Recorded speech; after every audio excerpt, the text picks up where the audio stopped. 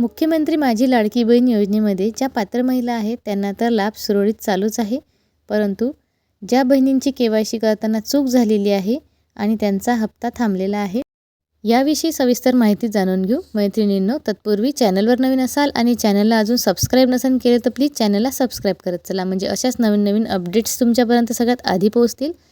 लाडकी बहीण योजनेमध्ये लाखो बहिणी या अपात्र झालेल्या आहेत.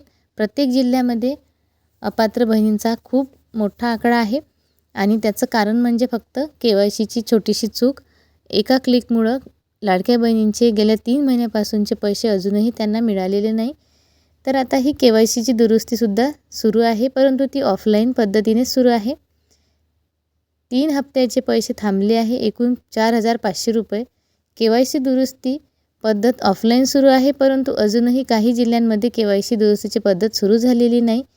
त्यामुळे ती लवकरात लवकर सुरू झाली पाहिजे आणि ज्या बहिणींची के.वाय.सी चुकलेली आहे ते सुद्धा लवकरात लवकर होऊन त्यांचे नाव नवीन यादीमध्ये अपडेट झाले पाहिजे, म्हणजे त्यांना येणारा फेब्रुवारी महिनासुद्धा मिळेल. परंतु यवतमाळ जिल्ह्यामध्ये 58,000 लाडक्या बहिणींचा हप्ता पेंडिंग आहे. गेल्या 3 महिन्यापासून त्यांना पैसेच मिळाले नाही. त्याचप्रमाणे लातूरमध्ये 61,000 बहिणींचा हप्ता थांबला आहे आणि धुळे जिल्ह्यात 51,484 बहिणींचा हप्ता पेंडिंग आहे. प्रत्येक जिल्ह्यामध्ये याचप्रमाणे आकडा तुम्हाला बघायला मिळणार आहे. तर एका छोट्याशा चुकीमुळं गेल्या 3 महिन्याचे 4,500 रुपये या बहिणींचे पेंडिंग आहे. तर आता हा पेंडिंग लाभ तुम्हाला मिळेल का? तर याचं उत्तर आहे नाही. जे 4,500 रुपये आहेत ते या बहिणींना मिळणार नाही. जर या बहिणींची के.वाय.सी दुरुस्ती झाली आणि त्या पात्रही झाल्या तर ज्या महिन्यापासून त्यांचं नाव यादीमध्ये अपडेट होईल त्या महिन्यापासूनच त्यांना हा लाभ सुरू होणार आहे. काही लाडक्या बहिणींनी तर के.वाय.सीच केली नाही. त्याचं मुख्य कारण म्हणजे त्यांना ऑप्शनच उपलब्ध नव्हतं. काही बहिणींना ओ.टी.पीच येत नव्हता. वेबसाईट खूप डाऊन चालत होती आणि आधार कार्ड नंबर टाकल्यानंतर ओ.टी.पीच येत नव्हता. तर ओ.टी.पीचं सुद्धा एक खूप मोठं कारण आहे. त्यामुळे सुद्धा बहिणींची के.वाय.सी राहिलेली आहे. यांनासुद्धा ओ.टी.पी न आलेल्या बहिणींनासुद्धा 3 महिन्यापासूनचा लाभ मिळालेला नाही, कारण त्यांची के.वाय.सीच झालेली नाही आणि के.वाय.सीचे पोर्टल ऑनलाईन उपलब्ध नसल्यामुळे त्यांची के.वाय.सीसुद्धा होणे अशक्य आहे. ज्यांची के.वाय.सी चुकली आहे त्यांची के.वाय.सी दुरुस्ती होऊ शकते, पण ज्यांची के.वाय.सीच झाली नाही त्यांची के.वाय.सी आता होणं शक्य नाही.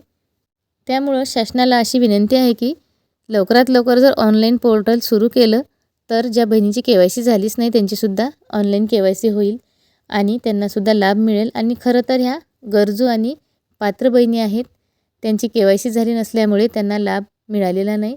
ज्यांची के.वाय.सी चुकली त्यांच्यासाठी एक संधी मिळालेली आहे. त्याचप्रमाणे ज्यांची के.वाय.सीच झाली नाही त्यांच्यासाठी सुद्धा एखादी संधी उपलब्ध झाली पाहिजे आणि त्यांचं लवकरात लवकर के.वाय.सी झालं पाहिजे. के.वाय.सी झालं तर त्यांना त्यांचा लाभ सुरळीतरित्या मिळेल. जवळपास 3 महिने झालेले आहेत त्यांचा लाभ बंद आहे आणि आता 4थाही महिना फेब्रुवारीचा येईल. मग अशी हळूहळू महिने वाढत जाईल आणि या बहिणी अपात्रच राहतील, त्यांना लाभ मिळणार नाही.